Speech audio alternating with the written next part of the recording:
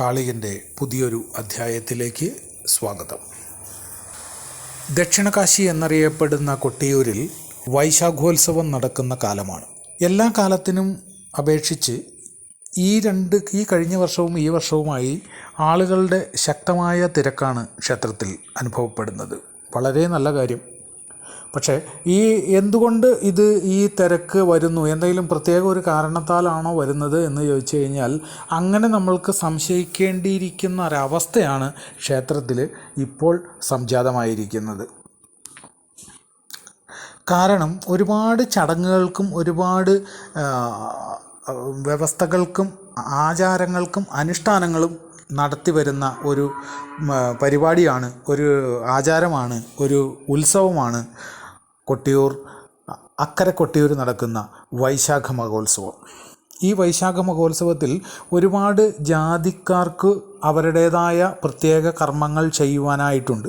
അതേപോലെ തന്നെ ഇതെല്ലാം വളരെ പ്രധാനപ്പെട്ട അനുഷ്ഠാനമായി ഇപ്പോഴും കൊണ്ടു നടക്കുന്ന കാര്യമാണ്. അതേപോലെ തന്നെ കൊട്ടിയൂരത്ത് ഈ വിശേഷങ്ങളൊന്നും ഒരാളെയും വിളിച്ചറിയിക്കുകയോ അവർക്ക് പ്രത്യേക ക്ഷണക്കത്ത് നൽകി വിളിക്കുകയോ ചെയ്യുന്ന പതിവില്ല. എല്ലാവരും തനിയെ എത്തപ്പെടുന്ന കാര്യമാണ്. അതുകൊണ്ട് തന്നെ പ്രത്യേകിച്ച് വടക്കൻ ഭാഗങ്ങളിൽ, ഇപ്പോൾ കേരളത്തിൻ്റെ വടക്ക് ഭാഗത്തേക്ക് വൈശാഖോത്സവം എന്ന് പറഞ്ഞു കഴിഞ്ഞാൽ അത് വലിയൊരു ഉത്തേജനമാണ്, വലിയൊരു ഉത്സവമാണ്. അപ്പോൾ ഇത്രയും അധികം ആളുകൾ വരുന്നു, ഇത്രയും അധികം ആചാരങ്ങളും കാര്യങ്ങളും നടത്തപ്പെടുന്നു, വളരെ ദൈവികമായ ഒരു അന്തരീക്ഷം, ആധ്യാത്മികമായ ഒരു അന്തരീക്ഷം കെട്ടിപ്പടുക്കുന്ന ഒരു കൂട്ടായ്മ ഹിതകൾക്ക് വരുന്നു എന്നുള്ള ഭാഗമായിക്കൊണ്ട് ഈ കഴിഞ്ഞ ദിവസം വളരെ കുൽസിത ബുദ്ധിയായിട്ടുള്ള കുറച്ച് കർണാടക മുസ്ലിങ്ങൾ വരികയും, നമുക്കറിയാം പണ്ട് ഇതേപോലൊരു അസുരവിത്ത് അവിടെ നിന്നാണ് വന്നത് എന്ന് പറഞ്ഞ പോലെ ഇവിടുന്ന് ഒരുത്തൻ വന്ന് വാവലിപ്പുഴയിൽ കല്ലിട്ട് കെട്ടാനായിട്ടുള്ള അവകാശം അവർക്കുണ്ടത്രേ. എന്തൊരു കഷ്ടല്ലേ! പുഴയ്ക്ക് കുറുകെ കല്ലിട്ട് ബണ്ട് കെട്ടാനായിട്ടുള്ള അവകാശം അവർക്കാണ്. അത് കാലങ്ങളായിട്ട് അവർക്കുള്ളതാണ്. അത് അവർക്ക് പുനഃസ്ഥാപിച്ച് കൊടുക്കണം എന്നും പറഞ്ഞൊരു യുദ്ധം. എന്താ കഥ! പക്ഷേ ഇവിടെ പ്രശ്നം എന്താണെന്ന് വെച്ച് കഴിഞ്ഞാൽ നമ്മൾ ഹിന്ദുക്കൾ മിണ്ടാൻ പാടില്ല, ഒരു കാരണവശാലും മിണ്ടരുത്. കാരണം മിണ്ടിയാൽ അത് വലിയ കുറ്റമാണ്. ഹിന്ദുക്കൾക്ക് മിണ്ടാൻ പാടില്ല. അവർക്ക് നാവ് എന്തിനാണെന്ന് വെച്ച് കഴിഞ്ഞിട്ടുണ്ടെങ്കിൽ വീട്ടിൽ ഒച്ചപ്പാടുണ്ടാക്കാൻ മാത്രമുള്ള കാര്യത്തിനാണ്. അല്ലാതെ ഹൈന്ദവൻ്റെ ഒരു കാര്യം, ഒരു ആവശ്യകത ഒരാളോടും വിളിച്ചു പറയുന്നത് വല്ലാത്ത തെറ്റാണ്. അത് പൊറുക്കപ്പെടാൻ പാടില്ലാത്ത തെറ്റാന്ന് വരുത്തി വച്ചേക്കാണ്. ഒറ്റ ഉദ്ദേശത്തിൽ പറഞ്ഞു കഴിഞ്ഞിട്ടുണ്ടെങ്കിൽ ഇവനെ വേറെ ഒന്നും ചെയ്യരുത്, ചാട്ടവാറിനെ അടിച്ച് ഇവൻ്റെ നാട് വരെ അടിച്ചോടിക്കണം.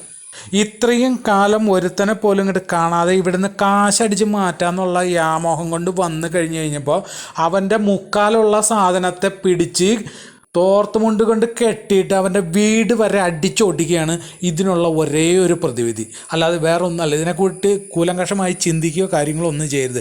അതിന് നാട്ടിലുള്ള ഹിന്ദുക്കൾ വേണം. അതാണ് ആ നാടിൻ്റെ ആവശ്യം.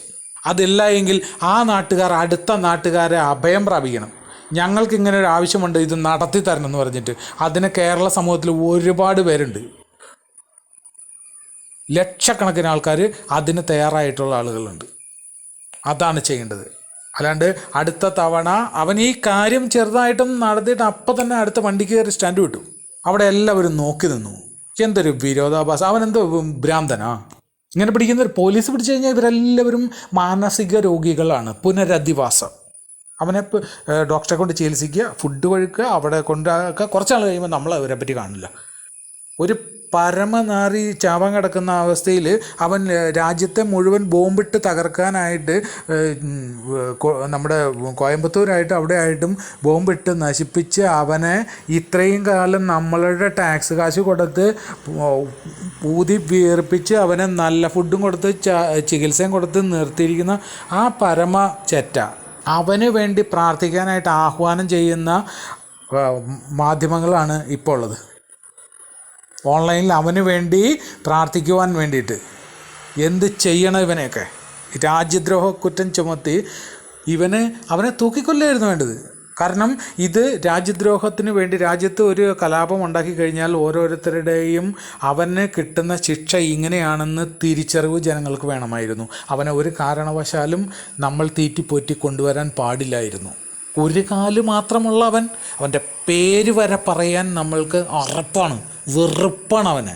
രാജ്യത്തെ ദ്രോഹിക്കാൻ ശ്രമിച്ചവൻ, അവൻ്റെ പേര് വരെ ഉച്ചരിക്കാൻ പാടില്ല. വന്ദേ ഭാരത്.